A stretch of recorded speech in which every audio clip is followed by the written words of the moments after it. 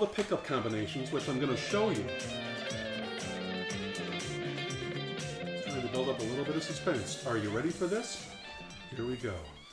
Hey everybody, Johnny Stewart here from Johnny Stewart's Guitar Lounge, and today I'm super excited because I am going to unveil and unbox the guitar that I bought at the NAMM Show, the mystery guitar. I'm wearing a new Vola Guitars t-shirt. I wonder why that is. That is because this is a guitar by Vola. Now even this shipping box is pretty awesome. So it makes you want to see what the heck is inside. Well, I'll tell you what's inside. One of the greatest guitars I've played in a long time. And Buster, the guitar-loving dog, is here to experience all this with us because he is super excited too. Just look at those eyes. Okay, Buster, you ready? Let's tear into this baby. It has been a few days since the NAMM Show, and I have been waiting as patiently as I can to get this. And it just came, and I'm so excited because this guitar, honestly, with all the guitars I have, I played this one for about 2.5 hours at the show. Probably bugged the heck out of Greg and everybody else. And Greg is a wonderful guy at Vola Guitars. He's the sales manager there. And I put this in my hands and I could not put it down for at least an hour on the first day of the show, around 5 o'clock, a little bit after 5 o'clock, when I started playing it. And he will attest to the fact that they actually shut the lights out on us at about 10 after 6 because the show closed at 6, and they started shutting all the lights off to make us leave the NAMM Show. So as you can tell, I'm having a little bit of trouble trying to get this out of the box here, but I'm going to make it happen. Just because that's one of the beautiful things about live video, right? So here we go. All right, here she is. Now look at that case. Even the case is impressive. But what impressed me so much about this guitar, it wasn't just the looks, it was really the way that this thing played. And I've played a lot of guitars over the years, obviously, and just the way that the neck feels in my hand with this beautiful satin finish neck, and all the pickup combinations, which I'm going to show you. I will show you what I'm talking about in just a second. Just trying to build up a little bit of suspense. Are you ready for this? Here we go. Oh, and there it is. Now don't be alarmed, anybody. This is a really cool thing that they did here to protect the strings and to protect the fretboard from the strings, I should say. Look at that. They've got this beautiful fretboard cover, like a good rubberized fretboard cover to ship with. So that's really nice. That's really nice. Everybody's favorite silica gel to keep everything fresh. And there's all this beautiful stuff in the case. The Voice of Life and Arts. And that is what Vola stands for, V-O-L-A. And they have got a whole array of beautiful guitars. And they're all in this little booklet, apparently. So I will enjoy looking at that. But for right now, I can't even put the whammy bar on or anything. I've just got to pick this thing up and show it to you. So this is the guitar. Let me put the case down here so that you can see Buster again, because Buster wants to see it too. So this is the guitar right here. Now it's a Strat style body, but if you look closely, you'll see a few different things that should pop out at you pretty quickly as being different from a regular Stratocaster. First of all, it's got 3 pickups, like a Stratocaster does. It's got a humbucker in the bridge, like a lot of fat Strats do, and different things that Fender makes, and other companies like that. But we've also got these 2 other pickups here, in the middle position and in the neck position. Now, take a quick look at the position that they are in. Do you notice how they're a little bit slanted and a little bit diagonal? They're going at an angle, actually. On a regular Stratocaster, and I'll hold it this way, see if you can see it. On a regular Stratocaster, the neck and the middle pickups would be parallel, going straight across, parallel to the neck. But look how these are fanned out, and this is what Vola calls fanned pickups. And what that does, and I can attest to this because I played this for about 2.5 hours, this very guitar, at the NAMM Show. And I did just about everything I could think to do with it in those 2.5 hours, and everything they would let me do to it without messing the guitar up. And trust me, the response from the bass side to the treble side, meaning from the low strings to the high strings, is so balanced and so even. And trust me, I've played a lot of Stratocasters in my day. Not as many as I have played Les Pauls, but I've still played a good amount of Strats. And having these pickups slanted like this, the way that the magnets in the pickups pick up the vibrations from the strings transfers the sound in a much more even fashion. So it's much easier to dial in a truly balanced sound across all 6 strings as you're playing without it being too muddy and too bassy or being too trebly on certain settings. So that's the first thing. Also, look at this beautiful, beautiful top, which I just love. Any of you who know me know that I love beautiful figured tops, and this has a beautiful maple top with a great mahogany body. A beautiful pattern in that mahogany body also. Nice contours, a nice deep contour here for your body in the guitar body as well. A bolt-on neck, and this is a beautifully satin finished, beautiful maple neck with a beautiful maple board. And this beautiful clear pickguard, because Vola was smart enough to put a pickguard on this guitar but not cover up the gorgeous wood. Why hasn't anybody thought of this? I don't know. Vola thought of it. So that is a beautiful, beautiful thing. Now, one thing you're going to notice that's different with this guitar from a lot of Stratocasters is, look, there are only 2 knobs. You've got a volume knob right here, like you always do. You've got a tone knob here, like you would expect. And you've got a 5-way selector switch.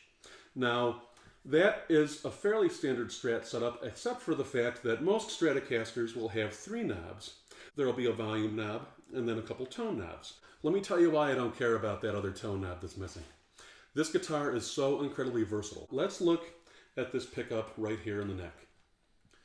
That is actually a mini humbucker. So that is actually a humbucker that fits into the space of a single coil. Now, Johnny, I've seen that before. I've seen mini humbuckers before. It doesn't impress me. I've even seen them on Les Pauls from the 1970s. Okay, great. This is a single coil. This is a full humbucker. Let me tell you why this is so impressive. Okay? Down here, we've got a coil tap switch.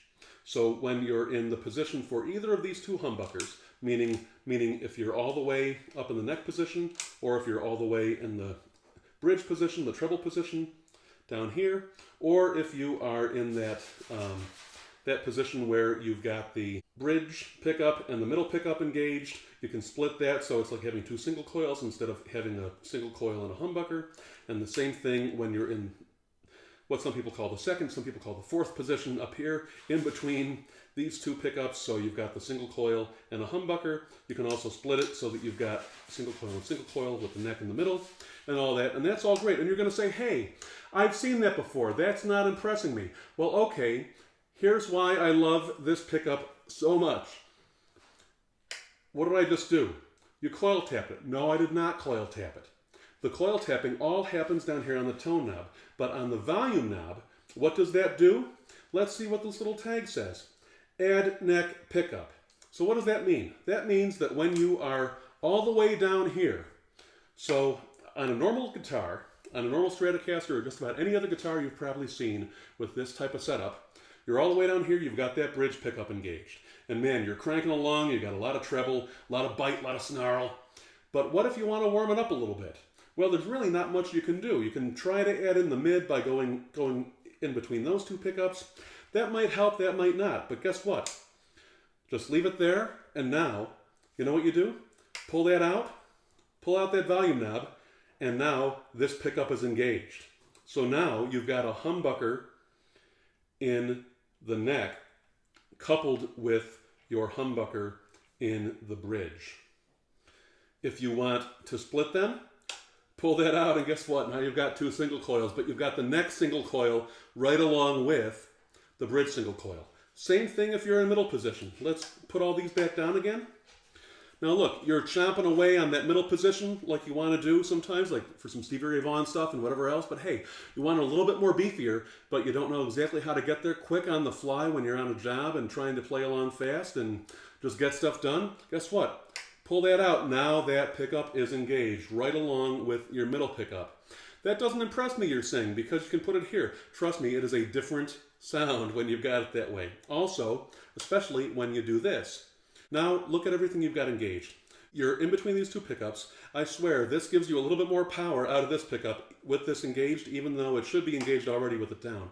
But based on my testing before, and I will try to show you that in a future video, that adds a whole lot to it. Okay, so if all that wasn't enough, so if being down here in treble position with your bridge pickup engaged fully, and you're chomping away, playing with lots and lots of treble, if that wasn't enough, to be able to split that pickup to get it even more trebly, but then also to be able to pull out that volume knob and fully engage this humbucker in the neck. If that wasn't all enough, let's put all these back down again. You've got this button right here. And we haven't talked about that little button yet. But what does that button do? You press that button in. See how now it's pressed in? See? That's with it out, and that's normal operation for the guitar. You press that in, and that is what Vola calls a blower switch. And what does the blower switch do? It blows your ever-loving ears off. It blows the doors off of any place you are in when you engage it.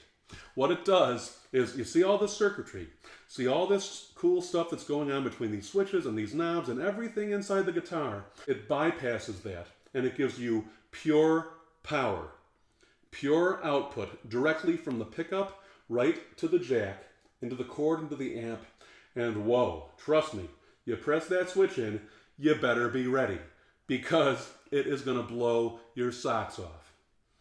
And that works in any position, but that just feeds direct power right from whichever pickup or pickups you have engaged straight into the amplifier, and it gets you a clean, authentic, haulin' ass tone that you just can't get out of very many things except a vintage guitar.